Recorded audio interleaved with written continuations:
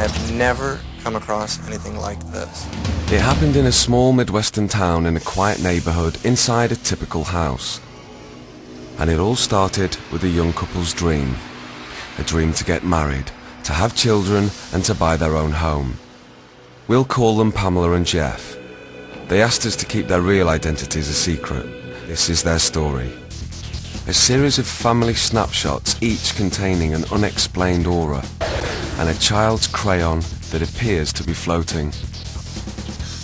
This was the room that there were a lot of photographs taken. One was when I was sitting down here, and two entities showed up. One about in this area here, and then one somewhere in this area here. This room spooks me, to be honest with you. This is where a lot of her activity happened. The family turned to local psychic Barbara Connor.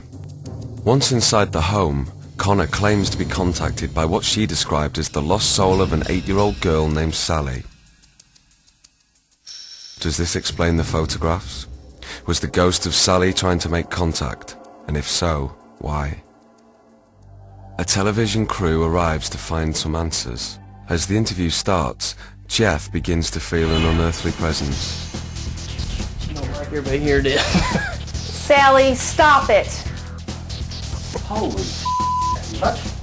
How did that happen? You don't know. Holy just a second. Sally? Walk in there. Walk in there. And get a towel and clean it off his arm. What's going on? I gotta get my senses up. She's right here, because it is freezing right here. It is freezing. I feel it. All you do is you feel this cold go through you. That's how I just Sally, look back. this is the same thing that occurs when she's scratched his face. Holy. Or he's had scratches across his forehead or down his arm.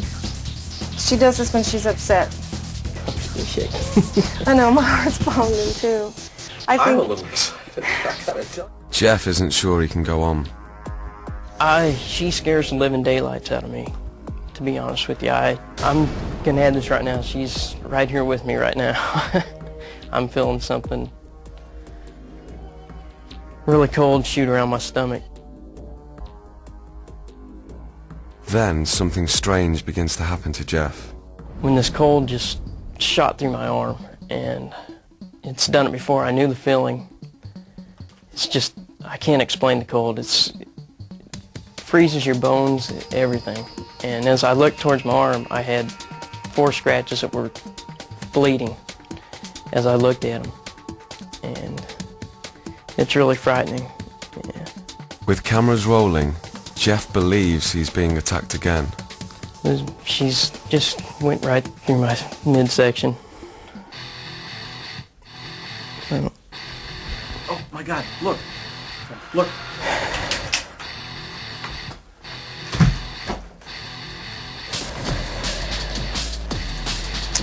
Long scratch marks appear up and down his stomach. Can't come up with an explanation why she does this. She tends to do this to me because I upset her sometimes. And she wants to be noticed, I think, today.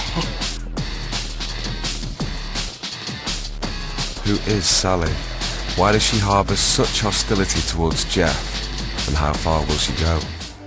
What do clues from the evidence gathered from the haunting prove? Paranormal investigator Al Rober is called. He sweeps the home with a magnetometer, taking readings of all the places that Sally has shown herself. Suddenly, what seems to be the first signs of poltergeist activity, an electromagnetic field, gathers around a crew member. Then, in the next room, seemingly another attack on Jeff. First, bloody slits across his arm, then red welts on his forehead. This whole spirit thing scares me. Edson Williams, a trick photography specialist. He knows how to use a camera to fool the human eye. We gave him the photographs taken by Pam. The highlights that ran through the image, they're localized, they're not throughout the image, they're in very small regions, and they're running at different angles. Initially I tried to recreate this simply with a few quick tricks, and unfortunately they did not work for me. It'd be a very difficult shot to recreate. In another photo, Blue streaks can be seen in the nursery where the entity first appeared. Williams tried to recreate the shot. Initially I thought possibly I cut out a blue gel, which would be a blue plastic, clear plastic, and wiggle that in front of the camera could recreate it. But the density differences were too varied. Several pictures that I was shown are very difficult to explain. Only Jeff had actually seen Sally. I walked over to the kitchen cabinet, opened the cabinet and got out a glass, poured my orange juice. Started to take a drink, and as I turned around, there was a little girl standing not more than 3 foot away from me, just as plain as you are to me now. Just standing there with this plain look on her face, just looking at me like she was curious about me too. And I can't explain the feeling I got. I dropped the glass shattered, and as I dropped the glass, she was gone just as quick as she was there. It was just gone. By now, everyone who experienced the phenomenon felt that the focus of Sally's vengeance was Jeff. No one had seen her. No one else had been attacked. Then, with a trained eyewitness looking on, Sally appears to lash out yet again at Jeff. Look, one's starting to bleed. There's a whole new... Oh, look at that. Look at that. Oh, look at that. Oh my God.